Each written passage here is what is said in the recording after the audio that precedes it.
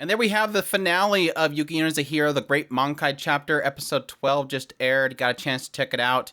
And this is my thoughts on the episode, so let's jump into it. Yeah, I didn't do an episode impressions last week because, for obvious reasons, we had, I think, 5 seconds of new footage, and the rest of it was just literally the last episode of the Hero chapter. So it was a little bit of a letdown, no reason to really talk about it, but getting into the finale, on the other hand, it was an incredible episode. I really did love this episode. This was just chock full of essentially what I wanted with the end of the Hero chapter last season, and really getting into where from there. Like, what is the here and now? What is beyond what we've just accomplished? Like, obviously, when we left the Hero chapter, it seemed like the flames were pushed back and we never got an idea of, well, what does that mean? Like, what is tomorrow? Where are they going to go from here? And this is what we got with this episode, just chock full of an after story that I absolutely crave from pretty much all series.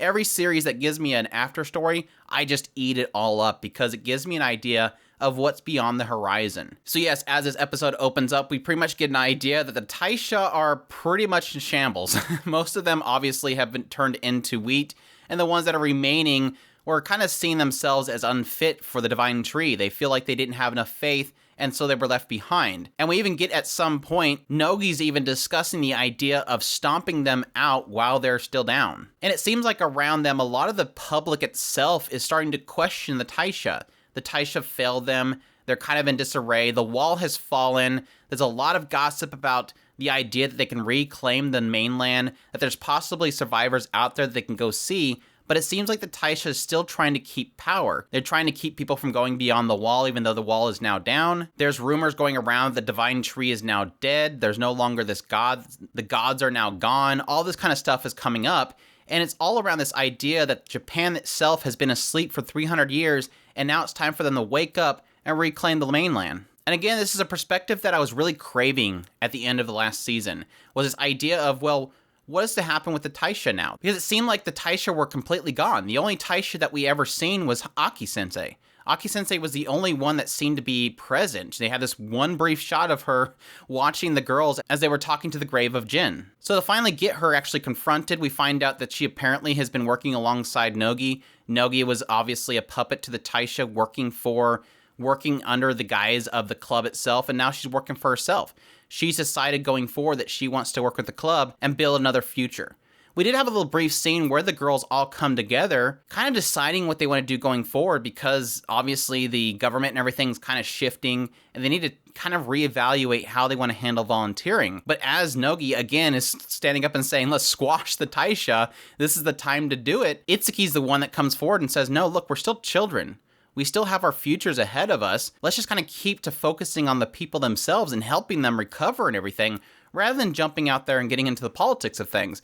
But it still even seems like, even despite those words, Nogi's going to work in the background to kind of take over the Taisha rather than squash it out. Give them this new beacon, this new idol to work for. I think they put it as this shrine, but she's really kind of becoming the new idol, which I think was a cool idea. It doesn't really specifically say that she's coming there as a presence of one of the heroes, or just trying to reclaim as the new leader of the Taisha. Again, not squashing it, still giving giving people, I guess, the securities they've been used to, which I guess you can argue is a bad thing, but it's this idea that for 300 years, everybody's been looking to the Taisha, and despite the idea of people trying to uprise against the Taisha and change the way that everybody sees things, there's still this comfort that the people themselves have in the thing that they've been used to for so many centuries, that they'd probably look to it if they could. But I guess from Nogi's perspective is utilize that trust, shift it a little bit, and give them something new to look at. Which does technically play into what Nogi was talking about with what the first heroes left behind,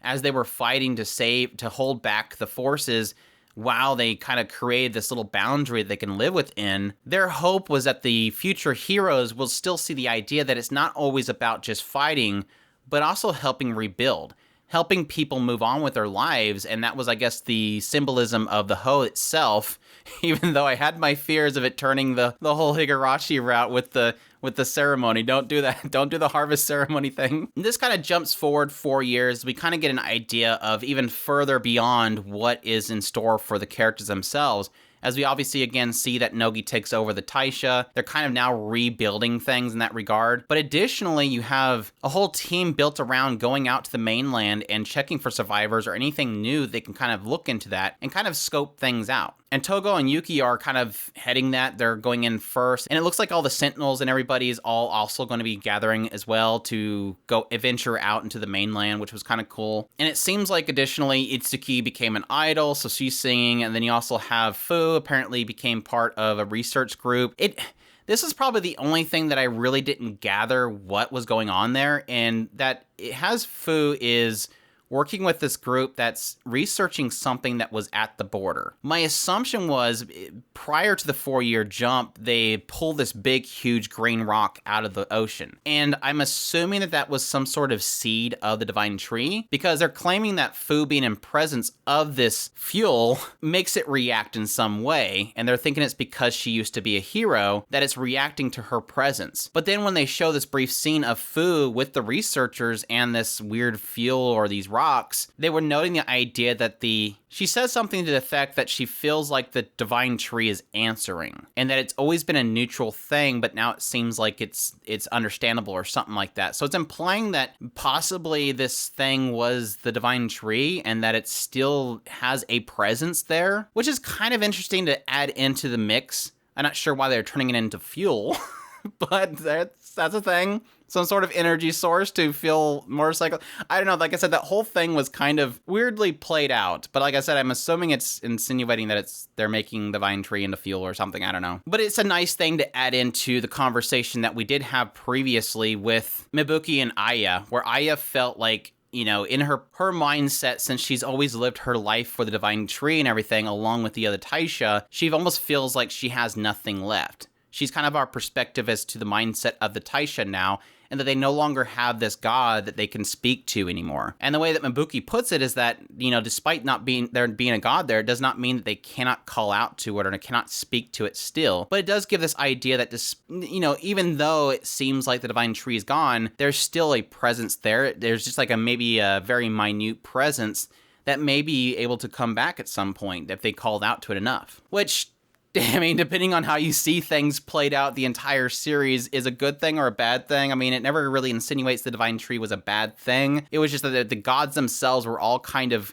at a constant battle, and these people were kind of caught up in the middle of it. But yeah, overall, a really fantastic episode. Like I said, I eat these after stories up like crazy. I just love it so much, kind of getting an idea of where they go from here. And I think they put it in really good words as to how they feel about how their future can play out. It was kind of in that one scene with the club room where we got an idea of how each one of them felt that they should move forward. You know, this difference between Nogi seeing that they need to snuff out the government and change how things going forward, where Itsuki's more perspective of the people themselves and helping the people recover. Yuki Yuna and her annals and how she feels that she needs to speak to the people of the future. This insight with Togo and Yuki later on when they're kind of venturing out into the mainland, how they feel that despite the fact that their life there is going to be short, they still can feel that the club will move on and live on into the future, and if future generations can see, you know, they're not going to be able to see everything. They're not going to be able to go out there and venture on and discover everything, but still they know that the club itself will probably go on into the future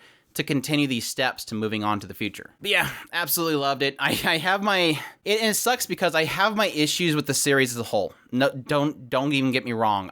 There was so much about this season that I was extremely frustrated by. I mean, notably the idea that a lot of the original story, the hero's annals, that story was just amazing, and I wanted more of it, but it feels like, and it seems like based on confirmation from a lot of people, they cut that extremely short. I almost felt like this entire series should have been those annals, and then this last episode be this after story. There was no reason they needed to go back into the hero chapter and re-show all that footage, besides maybe them just wanting to be lazy and make a quick buck, showing a bunch of footage we've seen 3 times now. The movie, the hero chapter, TV anime, and then this. It's just, I don't understand that mentality. It really does suck because I feel like they ruined a possible great adaptation because, well, I was about to say, they'll never adapt this again, but we technically had the hero chapter adapted 3 times now, so, or at least showed 3 times. So I don't know, maybe there's a possibility they'll re-show that again just to get another season out of it. But either way, I'll do a review on this, and it's going to be probably a pretty spicy review. As much as I really loved a lot of this show, there was a good 5 episodes of this 12 episodes that I loved. Despite its issues. So I will be doing a full review of this, so I hope you guys will join me for that when I make that video. But that's my thoughts on the finale of Yuki Yuna as a Hero, the Great Mankai chapter. I thank you guys for joining me weekly as I covered this series. I definitely hope that you guys will stick around, subscribe to the channel, and look out for my next seasons of impressions videos, as well as all my thoughts, my reviews of this season's, and my thoughts on the starting of the next season. But I thank you all for watching. I hope you all enjoyed. As always, if you like this video, hit that like button, subscribe, share this video if you can, support us on Patreon, or throw a tips link in the description below. Thank you all for watching, and y'all take care.